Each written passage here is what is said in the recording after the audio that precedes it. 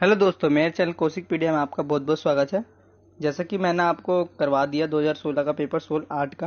अब हम डिस्कस करेंगे 2019 का पेपर आर्ट एजुकेशन का, जिसको आर्ट इन एजुकेशन शिक्षा में कलाएं कहते हैं। ये सेकेंड ईयर का आपका सब्जेक्ट है। ये देखो 2019 का पेपर है, डीएलएड सेकेंड ईयर का। तो हम इसमें देखते हैं कैसे कैसे क्वेश्चन आए, सबको अच्छे से सॉल्व करेंगे और समझेंगे। क्या पता इसमें से भी आपके 2-3 क्वेश्चन फंस सके। सीधा अपने क्वेश्चन पे जाते हैं। देखो पहला क्वेश्चन लिखा है, विभिन्न प्रकार के गीतों को सुनने और गाने का क्या महत्व है। किसी भी एक लोकगीत का एक अंतरा लिखिए, मतलब 4 लाइन आपको लिख सकते हो इसमें। सीधा हम अपने आंसर पे आते हैं। ये आपका 2019 का पेपर है। सबसे पहले महत्व देखते क्या क्या महत्व है कि विभिन्न गीतों के महत्व। देखो, बालक बालिकाओं को गीत के द्वारा अधिगम कराना। छोटे छोटे बच्चे जब 2 1 जा 2 2 1 2 ऐसे गाते हैं तो वो भी एक गीत के द्वारा ही सीखते हैं। बच्चे खेल खेल में गीत गाना सीख जाते हैं तथा गीतों के सुनने व गाने से बच्चों का अधिगम मनोरंजन होता है। इसमें बोल सकते हैं रचनात्मकता विकास होता है, उनका सृजनात्मकता होता है, कौशलों का वृद्धि होता है। बच्चे गाते गाते सीख सकते हैं। तो ये विभिन्न गीतों का महत्व है गाने और सुनाने का। मतलब पहले हमने गाया और बच्चे इंटरेस्ट लेके गीतों को सुनते हैं, क्योंकि एक गीतों में सुर है, गति है, यति है। तो इस तरीके से आपको ये आंसर लिखना है। अब फिर कोई एक लोकगीत, जैसे मैंने इसमें लिखा है ब्रज का फाग। एक लोकगीत है ब्रज की गोपियों के बारे में से लिखा है। ब्रज लोकगीत गोपिया श्री कृष्ण होरी खेलने के लिए बरसाने से नंद गांव, हाथ में पिचकारी व गुलाल लेकर आए। तो होली खेलन कन्हाई में तो बरसाने से आई, अपने अपने घर में सोनिक्सी, कोई सवार कोई गोरी, तारी दे दे हंस से गवाल, अभी गुलाल उड़ाई होरी। तो इस तरीके से आपको इसमें लिखना है। फिर अगला क्वेश्चन है कि विभिन्न विषयों में कहानी कथन की भूमिका क्या है। देखो, कहानी कथन की भूमिका क्या है, ये कंसेप्ट की स्पष्टता करती है, बच्चों का मनोरंजन अधिगम है, बच्चों में जिज्ञासा उत्पन्न करना इसका काम है, कहानी सुनाने व अभिनय करने की कला का विकास होता है। इसमें सरलता से अधिगम हो जाता है। क्या, विभिन्न विषयों में कहानी कथन की भूमिका। अब कहानी सुनाते समय मैंने जैसे सेम क्वेश्चन ये 19 में भी आया था और सेम क्वेश्चन आपका 16 में भी आया था कि कहानी सुनाते समय हमें किन किन बातों का ध्यान रखना चाहिए। एक तो सबसे पहले कि कहानी का टॉपिक एक अच्छा शीर्षक होना चाहिए। दूसरा, कहानी ज्यादा लंबी नहीं होनी चाहिए। कहानी का संबंध निश्चित व विजय से विश्वत होना चाहिए। भाव व गरिमा का प्रयोग होना चाहिए।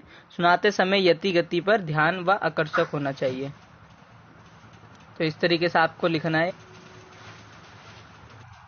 तो ये हम कहानी सुनाते समय इन बातों का ध्यान रखते हैं। अब अगला क्वेश्चन देखते हैं आपका, कठपुतली बनाने की विधि। देखो, सेम क्वेश्चन फिर से आ गया, इसलिए मैं बोलता हूँ कि आर्ट के पेपर आपके लिए करना जरूरी है। तो आप अगर कहानी कथन नहीं कर सकते तो आप ये वाला क्वेश्चन कर सकते हो। और पहला क्वेश्चन, क्योंकि ABC 3 में से 2 करने होते हैं आपको 5 मार्क्स में।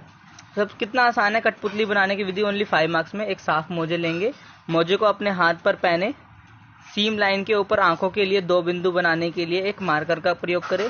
मोजे मोजे को हाथ से उतारे, मोजे पर आंखें चिपकाए, पॉम्पॉन चिपकाए जो नाक के आगे होता है। ये अन्य डेकोरेशन इसमें हम कर सकते हैं। मैंने आपको पिक्चर के थ्रू 2016 की वीडियो में अच्छे से समझाया है ये, तो उस तरीके से भी आप देख सकते हो।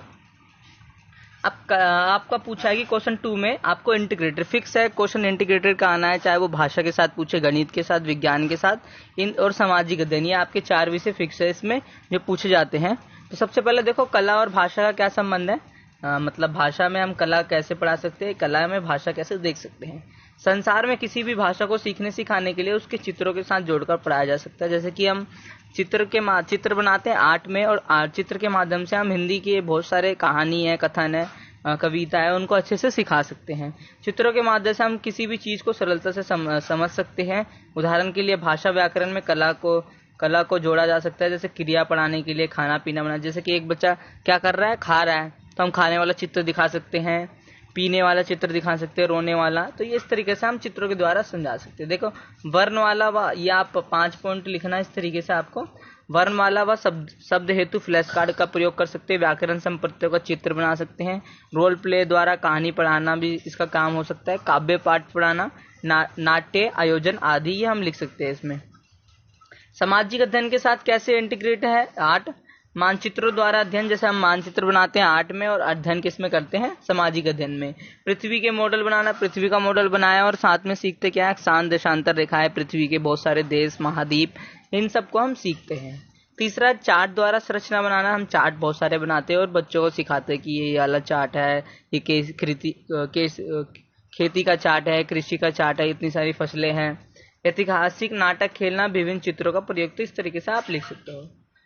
थर्ड क्वेश्चन आपका, विभिन्न विषयों के अधिगम में कलाओं के महत्व को बताइए। मतलब कला का क्या महत्व है अधिगम के विषय में। देखो, अमूर्त अवधारणा को स्पष्ट करना इसका काम है कला का। जीवन पर्यंत अधिगम का बोध कराती है। उच्च स्तरीय सोच आधारभूत कौशलों का विकास करती है। सृजनात्मक सर्वहीन विकास में सहायक है। विचारों को अभिव्यक्त करने का साधन है। गहराई से संप्रत्यय को समझाता है। वास्तविक जीवन के अनुभव को सक्रिय भागीदारी बनाते हैं। तो इस तरीके से आपको लिखना है कि कलाओं का महत्व। फोर्थ क्वेश्चन में 1 घंटे की पाठ योजना, जैसे पिछली बार भी बताया कि मैंने पाठ योजना ऑप्शन में आती है, तो आप उस पर ज्यादा ध्यान न देके अपने दूसरे क्वेश्चन पे ध्यान दीजिए। तो देखो, इसमें दृश्यात्मक कला, शिल्प कला के बारे में आपको मैंने पहले बताया था कि दृश्य जो विजुअल हम परफॉर्म करके दिखाते हैं वो, और शिल्प कला जिसमें हम करते हैं बहुत सारी चीजें बनाते हैं, क्राफ्ट की बात करता है जो। अब इसी के अथवा में पूछा है कि कला एकीकृत अधिगम की युक्ति का विद्यार्थियों की संपत्ति के साथ क्या संबंध है। मतलब कि विद्यार्थियों की उपलब्धि के साथ क्या संबंध है और हम कला को एकीकृत अधिगम के साथ पढ़ा रहे। तो देखो, कला का एकीकृत अधिगम के साथ पढ़ाएंगे तो बच्चों की उपलब्धि ज्यादा होगी, बच्चे एक के साथ दूसरे विषयों को अच्छे से सीखेंगे। जिस प्रकार से मैंने बताया, देखो कि अन्य विषयों के साथ कला को जोड़ना, विभिन्न पाठ्यक्रम क्षेत्रों में सीखने के लिए कला का संयोजन होता है। एक सामान्य विषय क्षेत्र का ज्ञान बढ़ाना इसका काम होता है। विभिन्न प्रकार की कलाओं, दृश्य कला, प्रदर्शन कला, साहित्य सीखने सिखाने की प्रक्रिया में शामिल कर उसे विषय को रोचक बनाते हैं। सृजनात्मकता का विकास होता है। रचनात्मकता का सरलता से अधिगम, जीवन पर्यंत अधिगम, विषयगत अधिगम, रुचिकर अधिगम। तो ये आप सब इसमें पॉइंट लिख सकते हो। जब हम उपलब्धि की बात करते हैं, बच्चों की उपलब्धि इस तरीके से अच्छी होती है। अब अगला क्वेश्चन पूछा है, ऐतिहासिक इमारतों का क्या महत्व है। देखो, ये इतिहास की गवाही होती है। किसी भी व्यक्ति के सम्मान व गौरव के प्रतीक के रूप में इसे बनाया जाता है। पहले की संस्कृति की प्रतीक होती है। हम पहले की संस्कृति के बारे में जानते हैं क्या क्या है। इनके द्वारा ही हमें इतिहास की जानकारी मिली। इन इमारतों की वजह से हम अपने वर्तमान को इतिहास से तुलना कर सकते हैं। पहले की वास्तुकला को दर्शाती है। तो ये सब आपको इसमें लिखना है। इस तरीके से आप लिख सकते हो। स्मारक प्रायः वह इमारत है, ये स्थल होते हैं जो किसी व्यक्ति विशेष के सम्मान में अथवा किसी महत्वपूर्ण घटना विशेष कोई विजय की याद में निर्मित किए जाते हैं। आधारभूत ढांचा, जैसे स्मारक इस्तेमाल, विवेचन केंद्र हम लिख सकते हैं। उदाहरण में ताजमहल, कुतुब मीनार, इंडिया गेट, हवा महल, गेटवे ऑफ इंडिया, चार मीनार, ये सब आप लिख सकते हैं। अब ये आपका क्वेश्चन हर बार आया, how art is a tool evaluation to evaluate learning of a student on the topic like water pollution and air pollution, water conservation. ये आप तो ये तीनों टॉपिक हर बार आ चुके हैं। तो हम इसको लिखना कैसे है ये मैं आपको बता देता हूँ। ये सबसे इंपॉर्टेंट है, 8 मार्क्स का है, तो इसमें 8 पॉइंट लिखने हैं आपको। देखो मैंने 9 पॉइंट लिखे। जैसे कि आर्ट में क्या क्या चीजें आती है, ये उसका टूल होता है। आर्ट में पोस्टर आता है तो हम इसको टूल के रूप में कोर्स कर सकते हैं, क्योंकि वाटर कंजर्वेशन पढ़ाना है, वाटर संरक्षण पढ़ाना है आपको, या जल संरक्षण हो गया, जल बचाव हो गया, वायु प्रदूषण हो गया। तो ये तरीके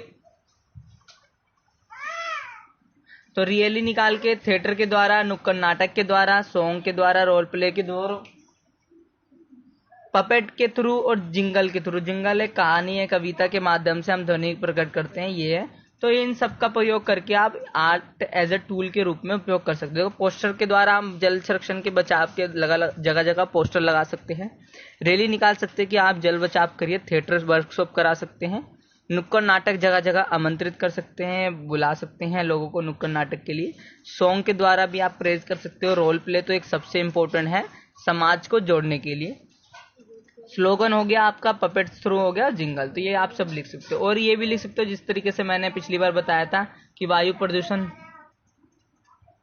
इस तरीके से भी आप लिख सकते हो कि एक उपकरण के रूप में हम इसका उपयोग करते हैं, क्योंकि हम कला के माध्यम से बच्चे कितने वायु प्रदूषण के महत्व को समझते हैं ये देख सकते हैं।